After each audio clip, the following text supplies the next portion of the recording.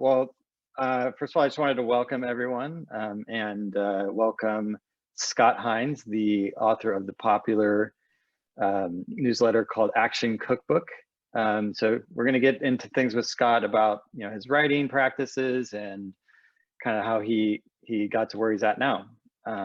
So without further ado, just wanted maybe Scott, you could just introduce yourself and kind of maybe even just like take us back to when you started writing and kind of your journey to where you're at now. Yeah, definitely. Hi, my name is Scott Hines. As Lyle said, I'm the publisher of the Action Cookbook newsletter. Now, writing is not my full-time gig. I'm an architect by day and a writer by night, but I started freelance writing on the internet, I want to say about 7 years ago. I linked up with a sort of niche sports humor site, small audience, but a very fervent audience. Wrote with them freelance for about 5 years, and also did some other mostly sports focused writing for them and associated sites over that period of time, and ended up launching the Substack just about 2 years ago, right as I could sense that was wrapping up. And I want to give myself credit for foresight, but I kind of just had a sense the writing was on the wall, and a lot of those freelance sites that were really viable maybe 2 to 5 years ago collapsed, and that one, it still exists, but it's in a much diminished fashion. Most of the people that I had worked with are no longer there. But I had really through that freelance, I'd gotten into a mode of writing and publishing something multiple times a week. And the primary reason for me launching the Substack was I wanted to keep that going. I'm used to writing, and I'll just annoy my family if I don't, and I still annoy them, but if I don't keep putting something out. So it was a vehicle for that. And then it became my only vehicle. And it grew. It started out with a couple hundred subscribers. As of today, I've got about 3,400 people on the full list and a little over 600 people that subscribe for the full paid version. And it's been really interesting to transition from freelance for an established outlet with an editor with their own audience to trying to foster my own personal audience and finding that it's a really different kind of writing. And it's given me more freedom, but it's been interesting to find the differences between the two. Yeah, that's really fascinating. So I guess when you were at SB Nation, were you also writing under the pseudonym, or was it under your own name and then you later developed that? No, I was writing under a pseudonym, the pseudonym Action Cookbook, which I should clarify is a complete non sequitur. I do write about food now, but that had nothing to do with why I picked the name. I had picked it as a So why did you pick it then, I guess? I had picked it as a Twitter handle probably 8 years ago. Oh, okay. Because I realized that the name I signed up for Twitter under was the screen name I'd used for everything for years and linked to an Amazon review of something I had done in high school. And I was like, I need a fresh name. I need a name that means nothing. And there was, I don't know if anyone is familiar, but there was a program on British TV called The Supersizers Go. One of the hosts was Sue, who would later end up on the Great British Bake Off.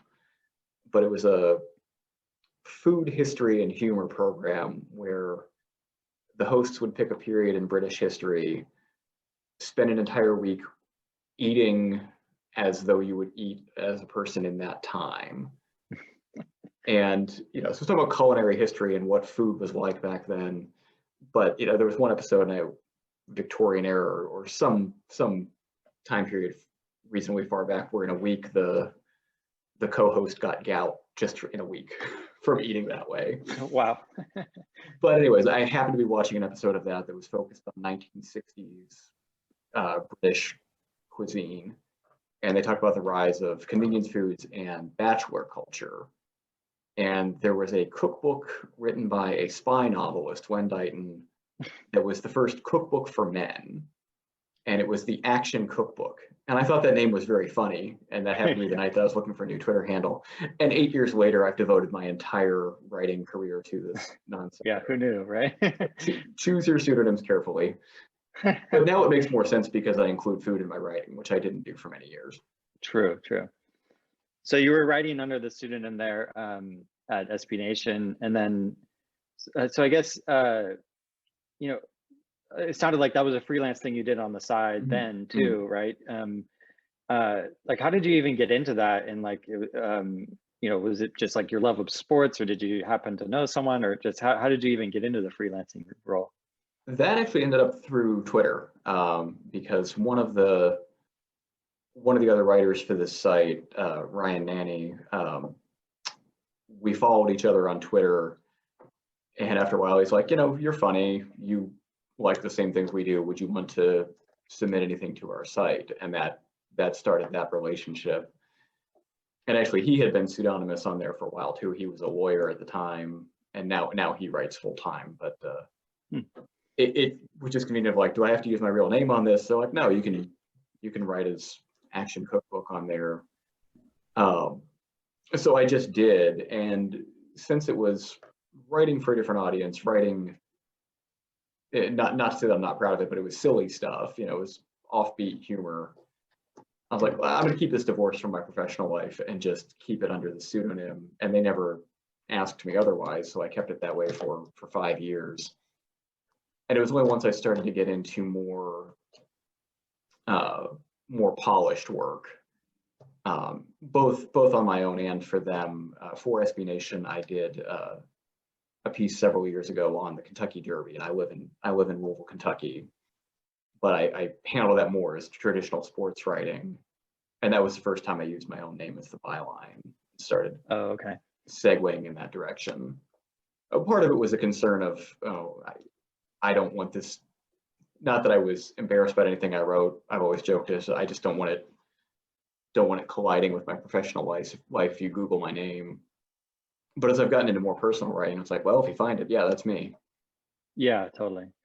Well, even on that note, though, so I guess, you know, your writing definitely has expanded beyond sports quite a bit. You know, to parenting, like you said, cooking, and you even have like these kind of like almost like absurdist style pieces that actually sometimes they're really funny and I enjoy them. So I wonder, you know, was that like a conscious, like, or I'm curious if it was somewhat driven by not just like, you know, your vast interests, which I'm sure you have, but also like the pandemic and stuff. Did that help you lean into that more because there was less sports, or were you already kind of going down that road? I was already drifting that way, but it was very fortuitous as the pandemic came around and there ended up being no sports for a while. You know, this was part of the adjustment between writing for a specific site and their audience, or for what an editor expects, to having my own shop and taking on this newsletter model. Because even when I started the newsletter, I assumed it would be primarily about sports. There was even a brief period where I was trying to launch a podcast with a friend. It was a sports-focused podcast. And at the very beginning, the newsletter was to promote that. But then it's like, well, this is my own, I don't have to get anybody to approve this. It's my own stuff. I want to write about this. And I kept thinking that I would have to apologize to my audience for that. And some of those things ended up being the best response I got. And I think that's the real advantage of this model that we're seeing more of, whether it's new with newsletters or it's just a revival of the kind of blogging we might have seen 10, 15 years ago. People respond really well to you writing about something you're passionate about or something that's more personal than trying to filter that through, you know, an editor's pitch process. And, you know, I think there's I should hesitate there because there's a trend of, I think, large media personalities going into newsletters because they don't like being held back by editors. That's not what I'm necessarily suggesting, but more if it's something that matters to me enough to write about, it probably will resonate with somebody else instead of just trying to chase a specific engagement, chase a specific news cycle or a specific topic. Mm-hmm. So I started breaking away from that and thinking that, oh, I hope my sports audience doesn't mind this. And now that might be 10% of what I do versus 100%. Yeah, and it seems like even sometimes when you do write about sports, it'll, like I remember a piece you had where it was about your experience like watching a game with your son or something like that, you know, and it's like, it's still about sports, but it's really kind of not about sports, you know, and I think for me that resonated a lot, and I imagine it did with some other readers too. And so I think, you know, that's like your real life, so that makes sense, you know. Yeah.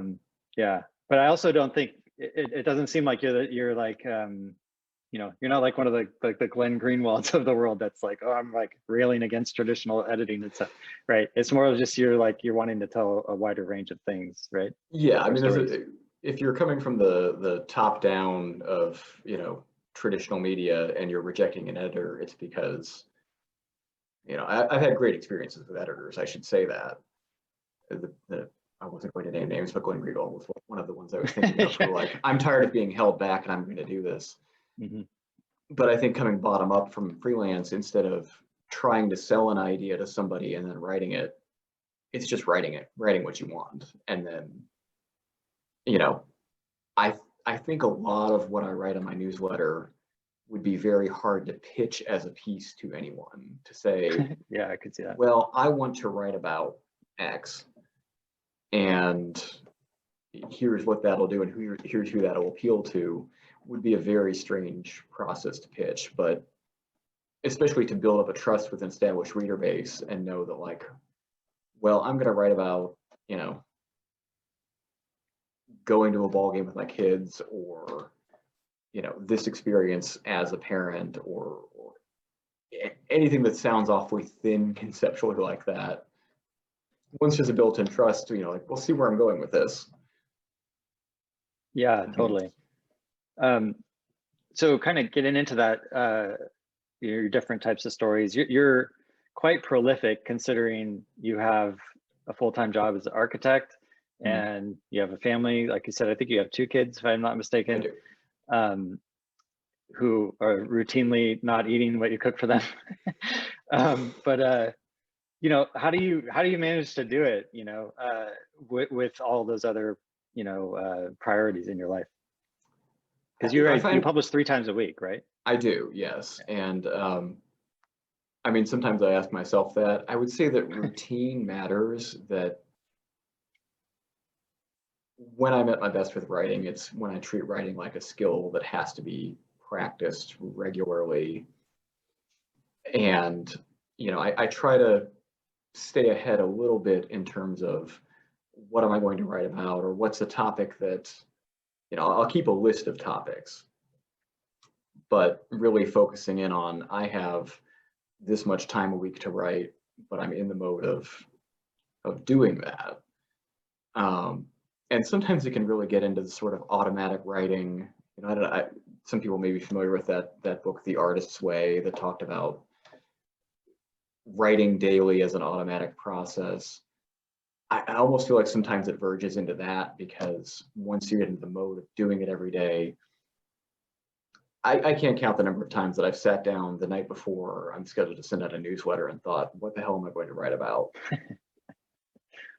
And then, you know, I'll look at the topics I put down. Sometimes one of those will strike me. Sometimes it's something fresh.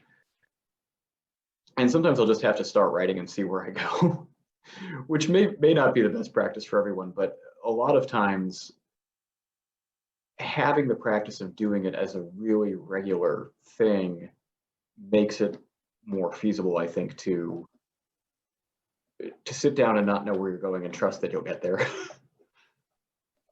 Yeah, totally. That all resonates a lot with me. Even though I'm doing only 1 post a week, it sometimes that feels like a lot.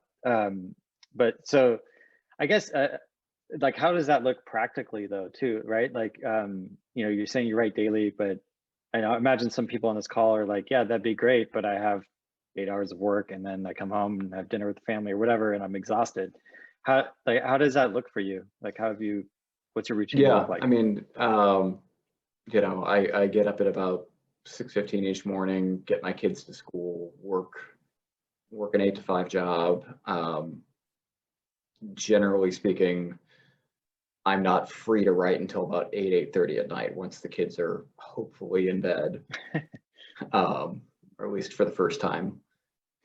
So the actual down at the keyboard hammering it out sort of stuff happens from about 8:30 to 11:30 at night, and some on weekends. And I think it's just I have to be ready to write when I sit down. And it sort of contradicts what I just said, but I try to have a sense of what I'm going to do when I get there and use that time to its fullest. And I have, as you said, I have 2 kids. They're almost 6 and 4.5. And I'll fall into the trap of thinking, gosh, I had so much more time 10 years ago. Why did I not accomplish more then?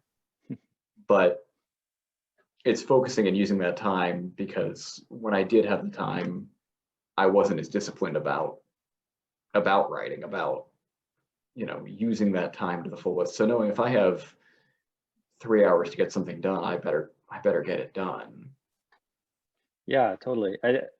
I think I'm curious, actually, when you were doing the freelancing work, did that help you kind of build up your chops for being able to produce work quickly? Oh, absolutely. Yeah. The football site that I wrote for a few years, there got to be, when I started there, we had 4 or 5 other writers, so there was a very regular stream of content, and that tapered off. And I would say for the last 2 years, I knew that, like, boy, I need to produce stuff regularly here, or they're going to realize they should shut off the lights here, and eventually they did.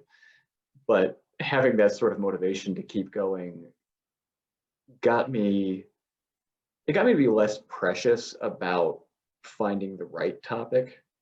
And I think that's been a very important thing for me in my own writing, is to realize, I don't want to sound flippant when I say that sometimes I'll start writing and not know where I'm going, but sometimes the best work I find for me comes from that process of, if I sit around all day waiting for the right thing to write about, it generally won't happen.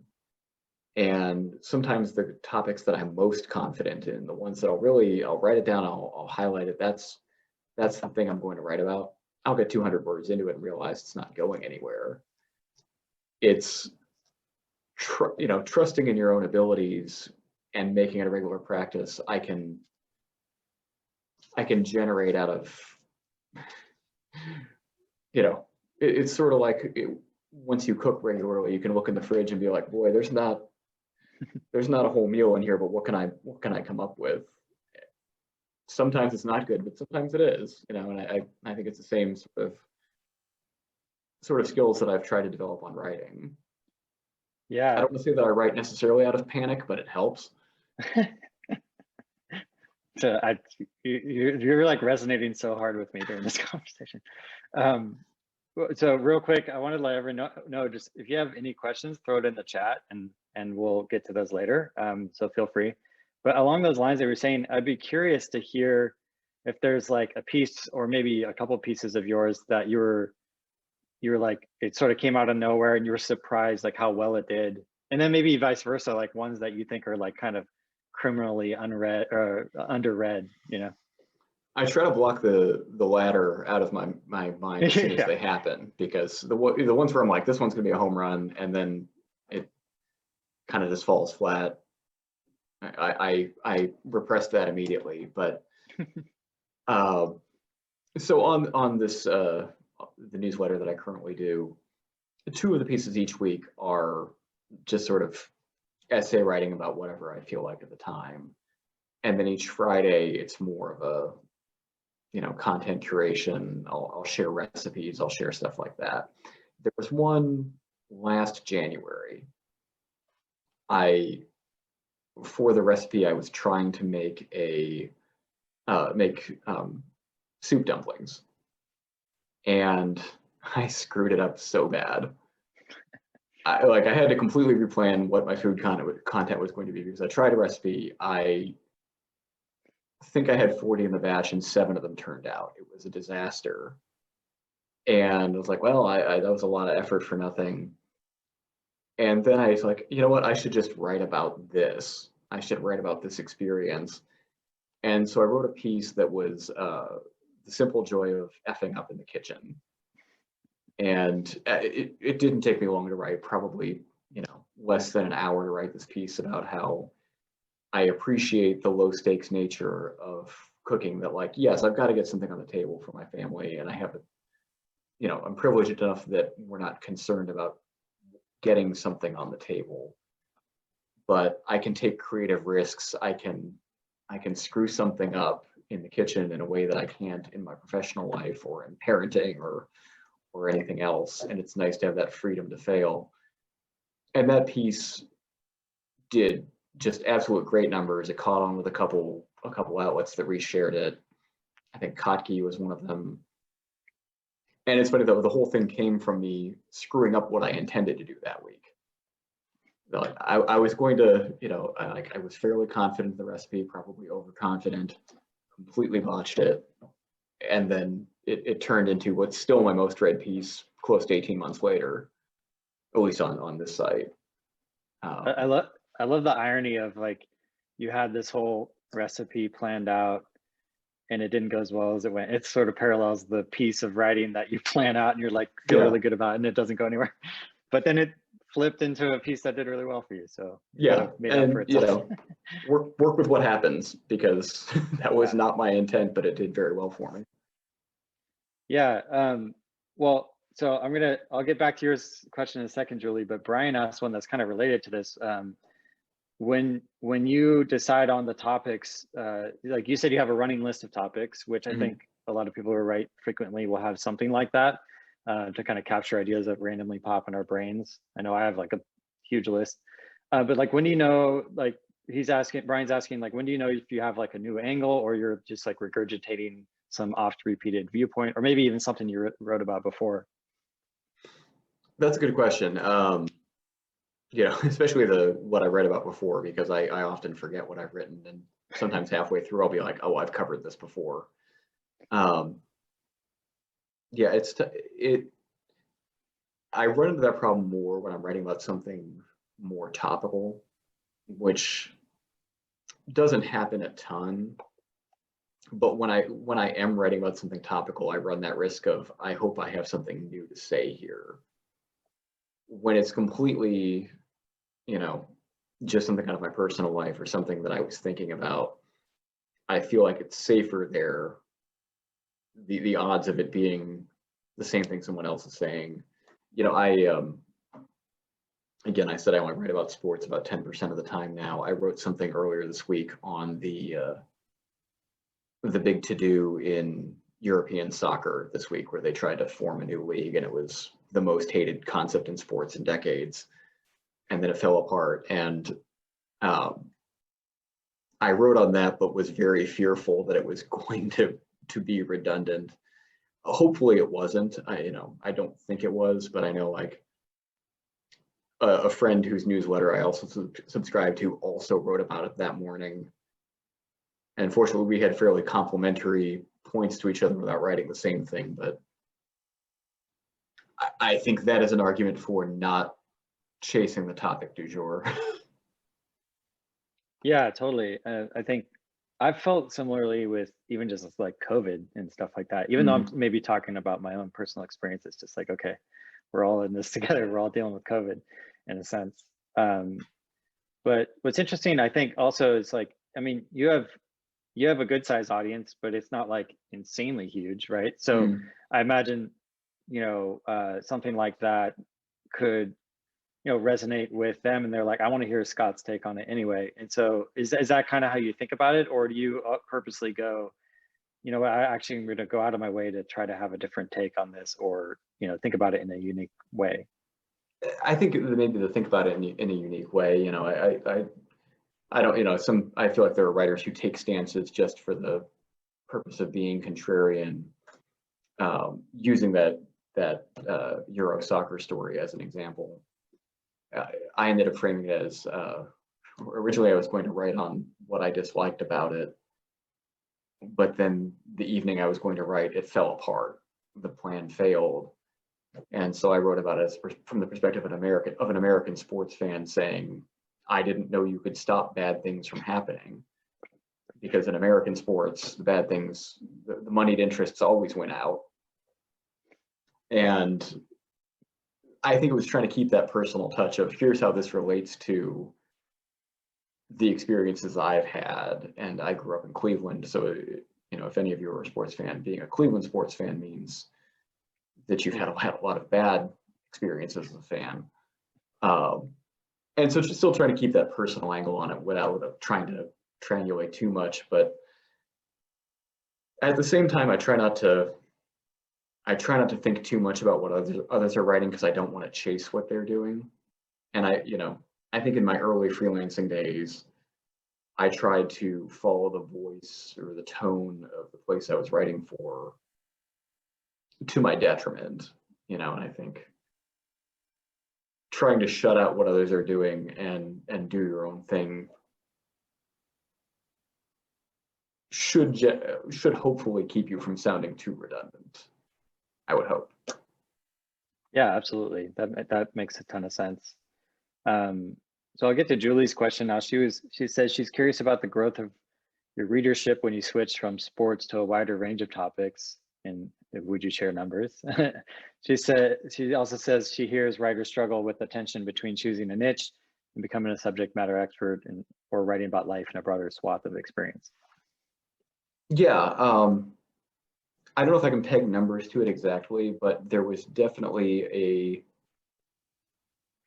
it opened up more room for growth for me. And I've even surveyed my readers on this a few times to say, what do you want to see more or less of, or what do you like more or less of? And I really thought that it was going to be, that I needed to stay in the sports lane for a while there.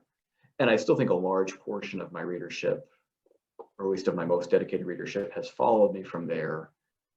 But they also trust me to talk about other things, and using that as there's a lot of people who write about sports, and I don't know what makes me special compared to anybody else, or if it does make me special compared to anyone else. But if people trust you to write about a topic in something as overserved as sports media, searching for the word, but I think are overserved. There's a lot of people who want to write about sports. If you trust me to write about sports, you probably trust me to write about other things. And that's actually, it's panned out really well. I've been quite fortunate there that I've been able to open up new audiences there who don't, there's a lot of people who don't care about sports at all, but have opened up to the other stuff. Well, the sports audience, they care about other things too. Yeah, I'm sorry, there was a second half to that question that I think I forgot. Well, it's just like, I guess a lot of writers, we hear this all the time. Well, I'll say Compound, but we're switching to the name Foster, where it's like, especially newer writers, you go like, should I really hone in on a niche to write about, or should I, like I've struggled with the same thing. Like I could just say, oh, I write about raising a special needs daughter and being a father to a special needs daughter, but I like to write about other stuff too. Like I'm doing this advice column thing and things like that too. So yeah, I guess what would be kind of your advice to someone just starting out, as a new writer? I almost think you can go to both ends at the same time. And considering sports to be a niche is, well, that's a fairly large field, but it's also, relatively homogenous in the way it's covered. I think you're better served to bounce around and cover a lot of things. But if there's something especially unique to you or your experience, writing about that frequently, and I think about what you do, where you write about other things, but you write about your experience with your daughter or your experience in a band. Well, those are unique things that you have a specific perspective on. where, I think a lot of people who, going back to sports as the example, there are unique perspectives there, but to just consider I write about sports is not a unique perspective. Yeah. So I think, yeah. Just yesterday, I followed a new newsletter that popped into my feed that was about, somebody was going to write about canned fish. I clicked subscribe on that right away. I'm like, okay, that's an incredibly esoteric thing to frame a newsletter around. Sign me up. Well, how would you maintain, like, how do you come up with a large list of topics about canned fish? I don't know. I don't know. I can't wait to see. I can't wait to see. Yeah. No, I think you're right about sports in general, because like, I'm a total golf nerd. If you've read my newsletter, you probably know that. But yeah, there's like a ton of, even just within the golf niche, there's a bunch of stuff, so but yeah, so sports, I guess. So when you wrote about sports, was it just in general sports, or did you kind of gravitate towards certain sports like football or baseball or something like that? It was primarily college football. The site that I wrote for was focused on college football, but also from a very humor-focused perspective, because college football can be a very self-serious business when it's really at heart an absurd sport. That site recognized that, and they sort of they built a whole community around the notion of appreciating college football for the absurdity that it is. And that was fun for me to write about. I am a college football fan, but it happened to be the site that I was writing for, so that focused my work onto that for a while. Interesting. So kind of going back to the audience growth thing. So I think it was roughly a year ago, probably, that you introduced the paid subscription. And I'd be curious to just, kind of take us back to that moment. Like, what led you to that decision?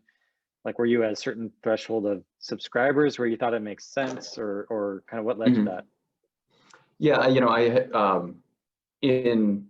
in working with the newsletter site, I had talked about when, if I chose to go this route, what threshold should it be at? They told me to expect about 10% conversion from the whole email list to paid subscribers, which I've managed to stay ahead of that. I think I'm about 18% now. But really the impetus, and it was just about a year ago, was I was beginning to see a lot of people in the circles that I went in go that route, and I didn't want to be the last one to do it. And I'd even had readers reach out to me and say, hey, when are you going to start charging for this? Which is one of the most flattering things someone can say to you, is, what can I give you money for this? Yeah. So I was hesitant at the time, especially to be launching that. Sorry, my kids are coming home, so it's my dog barking. To be launching that 2 months into the pandemic seemed like a real risk, and people responded to it very well. I think the people who hadn't been too harshly affected, they had the money to spend, they were at home, they needed something to read. But yeah, it was, once people started asking me if they could pay for it, I would have been a fool to say no. Yeah, that makes sense. Well, I'm a happy subscriber. Oh, thank you. But I know I've been on a couple of these calls before with folks that have, the paid subscription, and there's always this kind of debate on, what's, when you're writing. I know your Friday one tends to be, like a recipe, a cocktail, and the dog pictures at the end, which you shared my late dog Ella recently, which I appreciate. So like that one's definitely paid, but then you have two other ones that are more essays. And I guess sometimes these writers that we've talked to will struggle with, like, what do I make as a free piece and what's a paid one, and how do you think about that? Yeah, it's a constant struggle to figure out. Kids are home. constant struggle to figure out which ones should be free and which ones shouldn't. And usually, I've got this regular Friday format that follows that recipe sort of thing.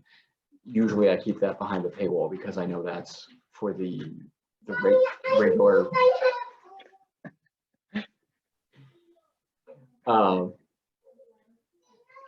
They can say hi if they want to. She just needs her headphones. Okay.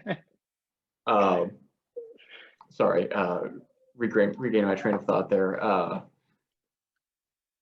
Constant struggle. So the Friday ones I usually keep behind the paywall just because I know the regular readership counts on those. Those are, the most consistent thing that I do. It's the same format each week. I can sell that as sign up and you'll get access to. And usually about once every 6 to 8 weeks, I'll do one of those for free to remind people. But then for the other two, I usually do 2 paid and 1 free per week. If it's something especially niche that I'm like, oh, this, you got to trust me to do this one, I'll keep that for the dedicated list. Or if it's something I think, oh, this is going to be shareable. This is going to be, in contrast to the screwing up in the kitchen post, I had one that I wrote like March 11th last year, right as things were turning sour. That was from the perspective of my dog. I noticed you've been working from home. And it was just an op-ed from my dog complaining about us being home during the day. I knew that was going to do well. It's the rare, like, this one's going to do a lot of views. I made it free and it did.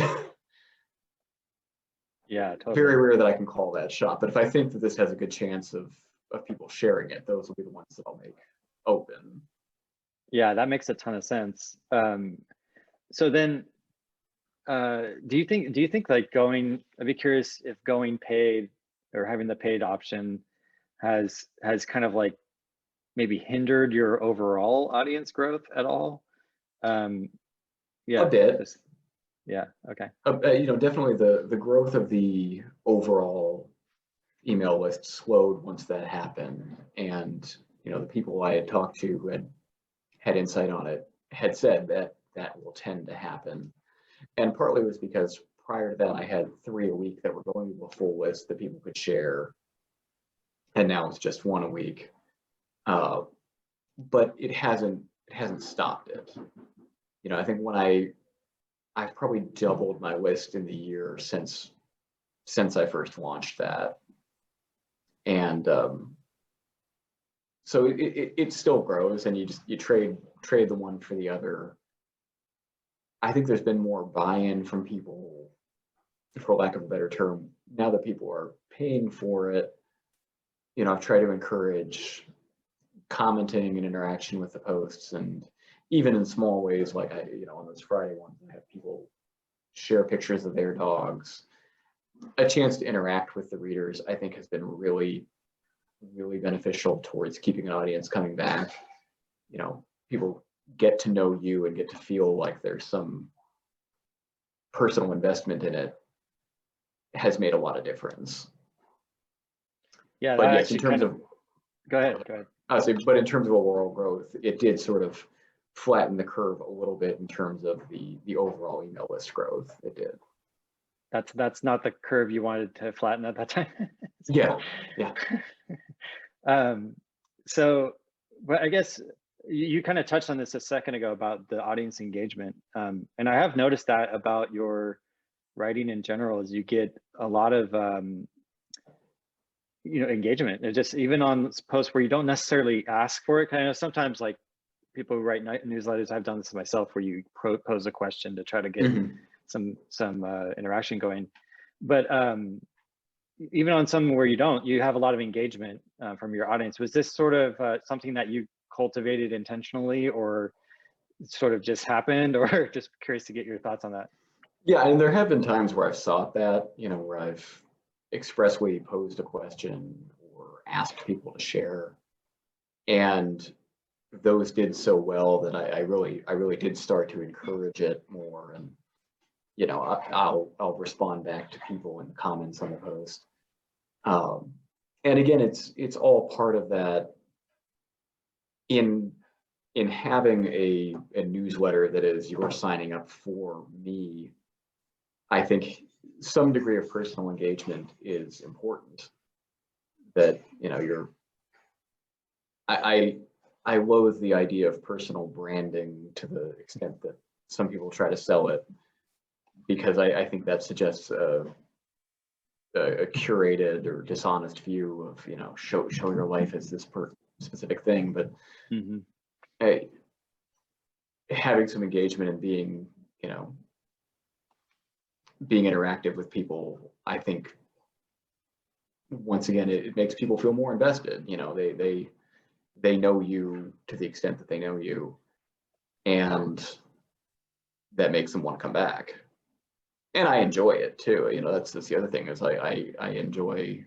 I've gotten great suggestions, you know, books or music or recipes from people, or, you know, life experiences related to some of the newsletters. I think that's, I really enjoy that aspect of it, which helps keep me coming back too. And you want to talk about it from a less a business perspective and more of a writing perspective, is I thrive off feedback.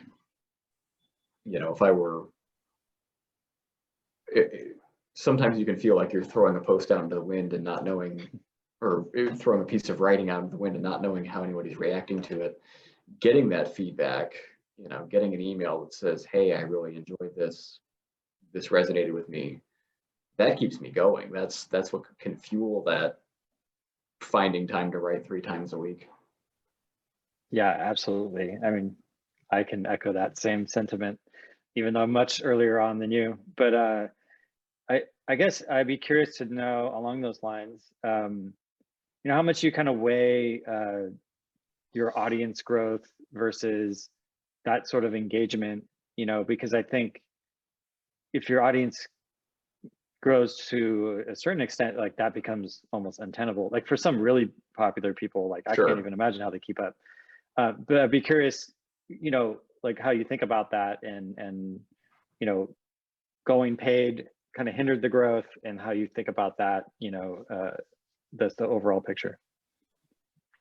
Yeah, I mean, I'm a long ways off from it being to the point where it's unmanageable to interact. But yeah, I mean, you know, as again, going paid did limit the scope of that, and you know, this has taken place over the almost a year that I've been at a paid level with it. I feel like it's been, especially in the last 6 months, that people have picked up and gotten more comfortable with it. But again, there's that you know, emotional investment. You know, I've seen other people express that like this pay model of newsletters is not necessarily a business proposition, because one person's independent newsletter may cost you what a subscription to a magazine might cost. Is that really worth it? Like, well, if you're looking at it from a straight journalistic perspective, I don't know if it is worth it, but it's the, you know, they say people are paying for this to exist, or they like your writing and they want it to be there. So it's, you know, more of a patronage than anything. I think that gets people emotionally bought in too, if that makes sense. Yeah, and so I guess what, you know, you're looking, it sounds like you're looking at more like you enjoy the aspect of people, having those actual human connections with people, as opposed to just like, what's the number of my subscribers? Is that correct? Yeah, and I mean, I'd be lying if I said if I didn't obsess over the number of subscribers, but if I tried to base what I do on that, it goes back to that, you know, I think a post will be successful when it falls flat. If I try to work towards the number, it doesn't work.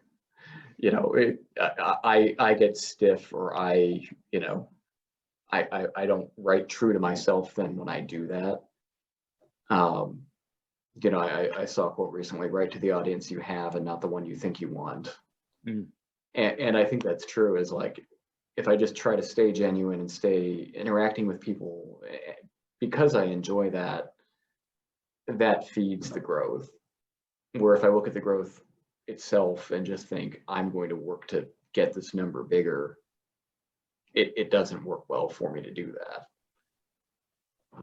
Especially because I find that that starts to drive what topics I write about, and that goes back to what I said early on about writing for an editor versus writing what you want to write. You know, you become the editor in your own head that way. Yeah, totally. That makes a lot of sense. Kind of, I think along those lines, Brian had a question here. He says, do you think you have like a distinctive voice when it comes to your writing? If yes, when do you feel you got there? Was there any trepidation initially to find that voice without any traditional writing background? Yeah, I think I do now. It'd be hard to quantify, you know, what exactly that is, but you know, like I said, when I first started freelancing, I said I had a tendency to sort of write toward the tone of what I thought the more established writers on that site did. And I don't remember who said this, but I saw a quote a while back of like, you know, imitate writers you like until it turns into your own voice. And whether or not I realized that, I think I did that for a few years I was trying to keep up with other people, and then slowly veered off into, you know, being myself a lot more. And I think that's true in any creative endeavor, right? Whether you're an actor or a painter or a singer, you imitate until it stops sounding like other people and sounds like you. Yeah, totally. I mean, when I was in the band, we did that. We'd be like, write a song and go, wait, that sounds too much like Radiohead or whatever. Yeah. So you don't, I guess going back even before SB Nation and doing the freelancing work, did you have any writing experience, or because a lot of what you do, it's more like, I would say creative writing, right? Or creative nonfiction at times, or even fiction, I guess. So do you have any background in that at all, like with school or anything like that? Not really. No, my education was architecture. I've always found writing to be something that I've been strong at. You know, even in school, it wasn't something that I pursued professionally. You know, I didn't go into an MFA program or anything, but I always, you know, you take me back to the essay was my strongest part of the SAT, or you know, I could easily knock out a writing assignment in college versus, you know, the more technical classes that I had. So I've always felt like writing was a strength, and I had some, you know, especially fiction writing projects that I thought of prior to doing the published freelance, but I didn't know what to do with it, especially at the time, especially, you know, 10 years ago. I had no experience in the publishing industry or no concept of how that might ever take place. So then I started blogging, and it became more of an active thing versus something I liked doing and thought about doing, but never really had any plan for how I was going to do it. Or like a place to put it, right? Right, exactly, Yeah. exactly. Interesting. So I'd be curious. I know we talked a little bit before we started. You have, it sounds like some other projects that you've been working on that are maybe more long term. I'm curious how you think about writing in the future, right? Like, is it something that you're perfectly content with being a side gig at this point, and you love your job as an architect, or are you looking at some point you'd love to become a full-time writer? You know, it's hard to say. I do love my full-time job as an architect. It's good work. I'm more on the technical end in that, which is a nice contrast to being sort of, you know, more creative in my writing. And I think it's like I said about chasing the subscription numbers, is if I tried to force it and say I'm going to be a full-time writer and I'm going to do it by whatever date, that would put undue pressure and change how I do it.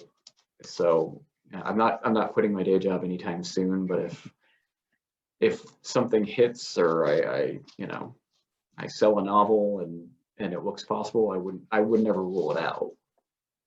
Yeah, So absolutely. I got us to trust the process, right? Yeah, nice sports reference there. Yeah. So you do have some, like, it sounds like you have a couple longer, like, book projects, I guess. Mhm. And I've always thought with your writing, I'm like, you could probably just package up a bunch of these essays into a book. Is that one of them, or are you thinking of like something totally different?